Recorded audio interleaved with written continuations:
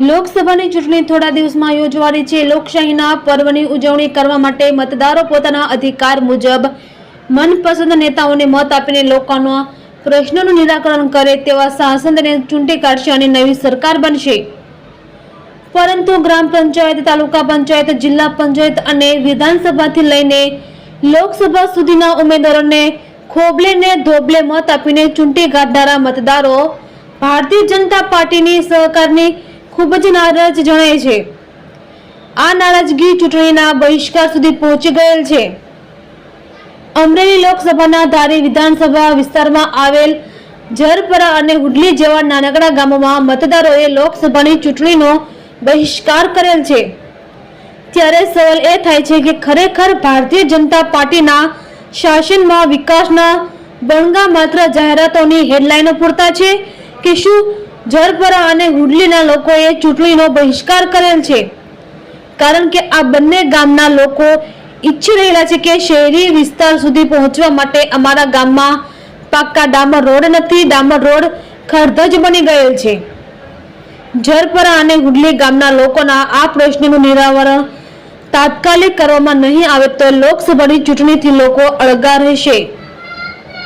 Reporter Sanjay વાળા, ધારી।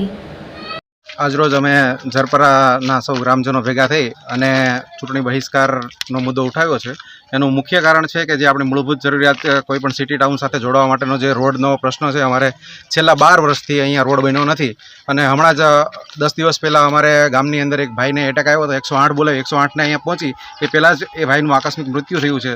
તો જો આવી પરિસ્થિતિઓની અંદર પણ જો આપણે ચલાલા સુધી પહોંચવા માટે પણ જો 1-1 કલાકનો સમય લાગતો હોય તો આપણે ઇન્ડિયા લેવલે તો ગુજરાત મોડલનું નામ બોલીએ છીએ અને ગુજરાત રાજ્યની અંદર જો આ રીતના રોડ રસ્તાઓ હોય તો અહીંના જે લોકલ ધારાસભ્ય છે કે જે રાજકારણીઓ છે એ શું કરી રહ્યા છે, ઊંઘી રહ્યા છે કંઈ ખબર નથી।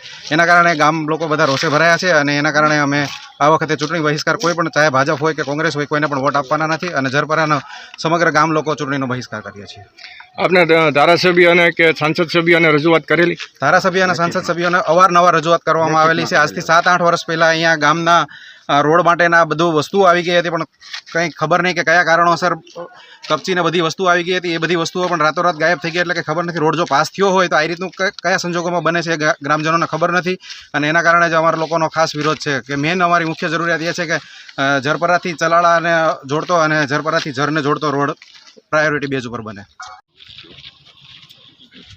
અમે સમસ્ત ગામ હુડલી, ધારી તાલુકો, જિલ્લો અમરેલી, આજે સમસ્ત ગામ લોકોએ એવું નક્કી કરેલ છે કે અમારો મેઇન પ્રશ્ન રોડનો જે 15 વર્ષથી રજૂઆત કરી છતાંય ધારાસભ્યને, સંસદ સભ્યને લેખિતમાં, મૌખિકમાં રજૂઆત કરી છતાં પણ આ પ્રશ્નનો નિવેડો નથી આવેલો।